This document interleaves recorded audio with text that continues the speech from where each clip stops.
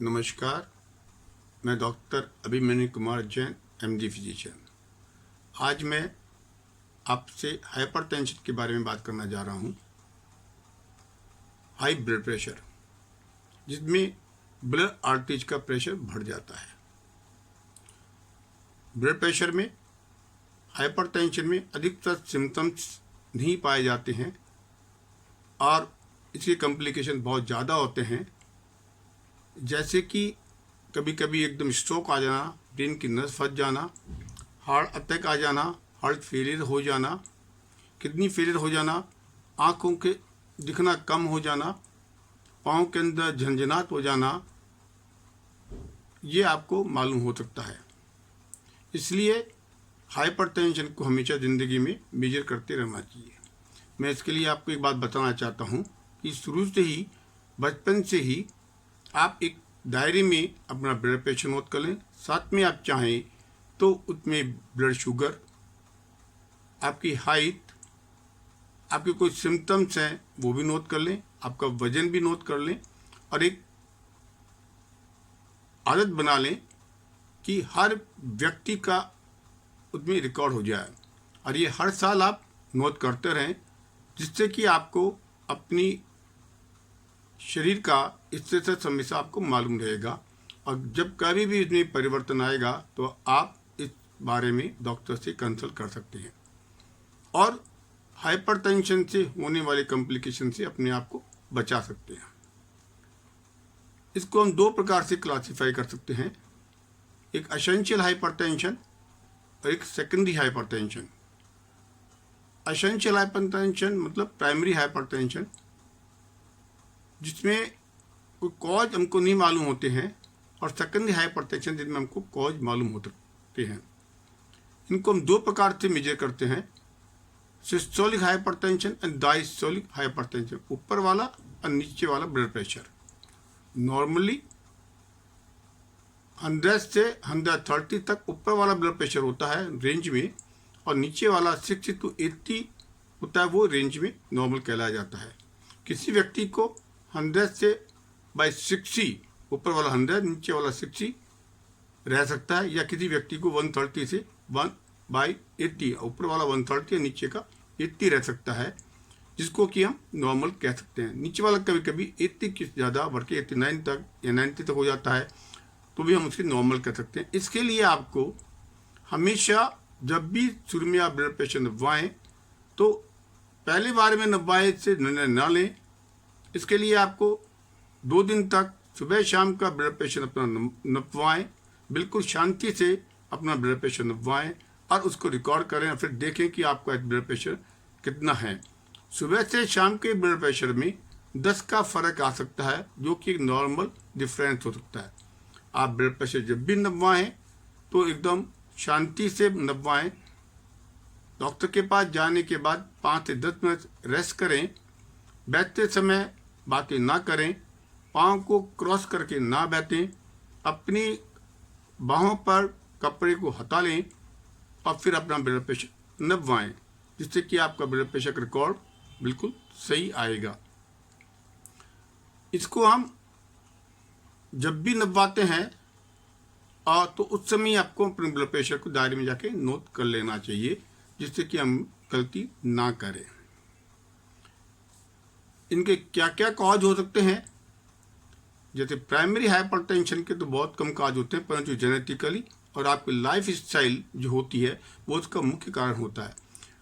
Parents से genetically ये बच्चों में ट्रांसफर होता रहता है और ये उनमें हो सकता है, और जो लाइफ स्टाइल है उसके कारण भी ये हमारा ब्लड प्रेशर ज़्यादा हो सकता है, जिसमें कि आपका मोटापा होना, आप बिल्कुल एक्सरसाइज नहीं करते हो, आराम से रहते हो, आपके इमोशंस अच्छे नहीं होते हो, हमेशा टेंशन में रहते हो, आपको नींद अच्छी नहीं आती हो, हमेशा टेंशन घर में और बाहर भी बना रहता हो, ऑफिस का वर्कलोड काफ़ी ज़्यादा हो, आप संतुष्ट नहीं हो, तो भी आपका ब्लड प्रेशर हो सकता है। सेकेंडरी हाइपरटेंशन में बहुत सारे दूसरे कारण होते हैं, जिसके कारण कि आपको सेकेंडरी हाइपरटेंशन हो सकता है, जैसे एंडोक्राइन डिस्कशन सिंड्रोम हो, हाइपरथायराइडिज्म हो, रीनल आर्टरी डिजीज हो, कॉर्टेशन आवर्ता हो, आप और ब्लड कंट्रोल की पिल्स आप खाती हो, और कई प्रकार की बीमारियां हो सकती हैं जिससे कि आपको सेकेंडरी हाइपरटेंशन हो सकता है।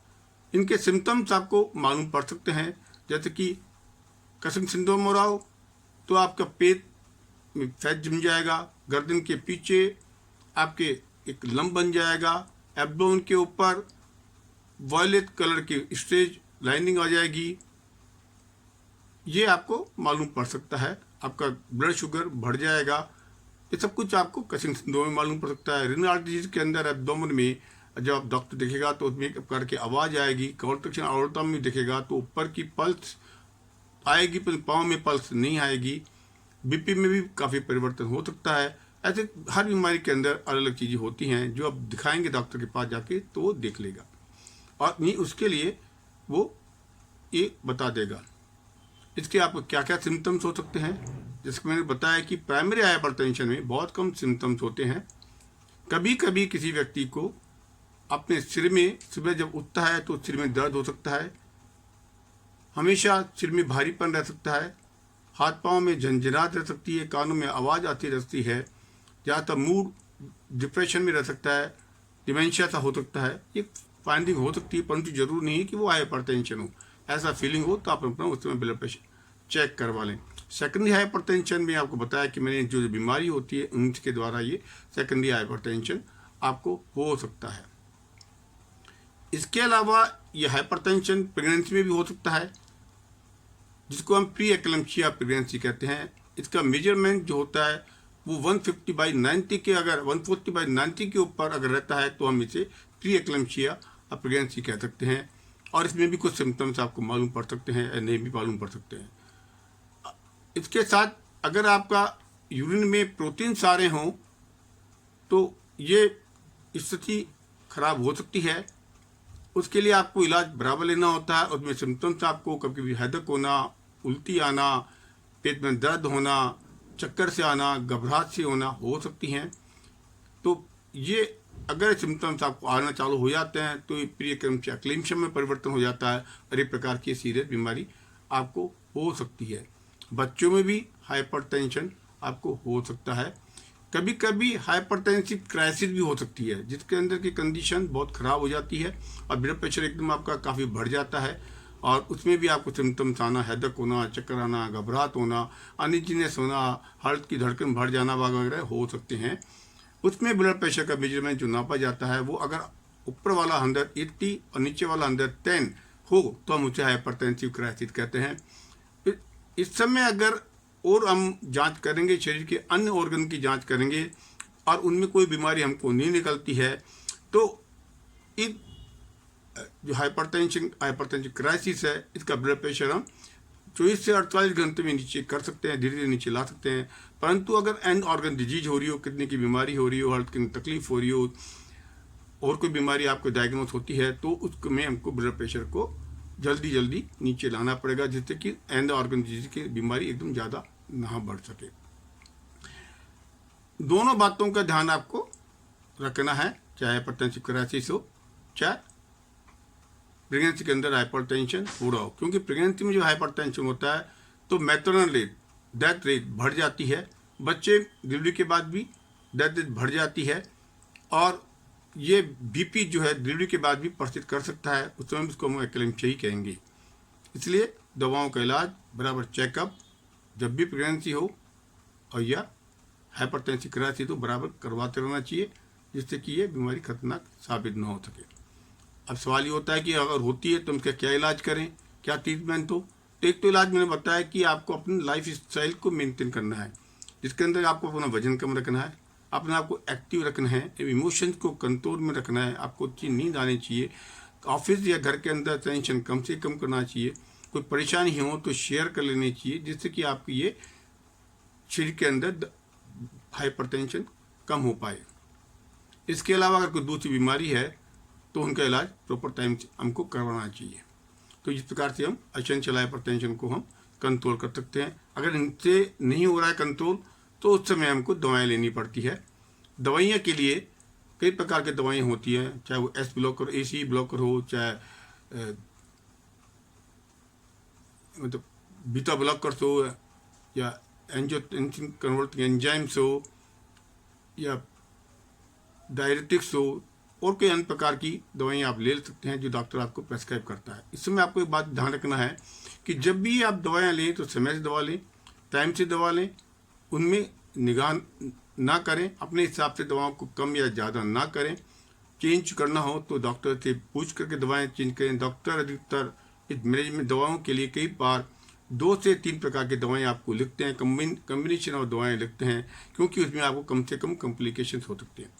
इसके अलावा भी दवाइयाँ जो लोग करते हैं वो एलोपैथिक भी होती है, आयुर्वेदिक भी होती है, होम्योपैथिक भी होती है, नेचुरोपैथिक भी होती है, वो भी लोग करते हैं। परंतु करें तो उसमें अपना ब्लड प्रेशर को हमेशा मेंटेन रखने का कोशिश करें, जिससे कि आपको भविष्य में इनके कॉम्प्लिकेशन न होंगे। मैं अंत में आपको बताना चाहूँगा कि आपका ये रिकॉर्ड जो आप अपनी डायरी में लिखेंगे हमेशा ज़िंदगी में काम आता रहेगा और आपको ये होने वाली कॉम्प्लिकेशन से बचा के रख सकता है। इसलिए आप इसको रिकॉर्ड करके अवश्य रखें, दवाइयाँ बराबर लें। आपको अगर मेरा वीडियो पसंद आया हो तो लाइक करें, सब्सक्राइब करें, बेल की घंटी पर क्लिक करें। अगर किसी प्रकार कोई क्वेरी हो तो आप इसमें क्वेश्चन पूछें, मेरे YouTube पे पूछ सकते हैं, जिसका मैं आपको समय देते जवाब दे पाऊँगा। धन्यवाद।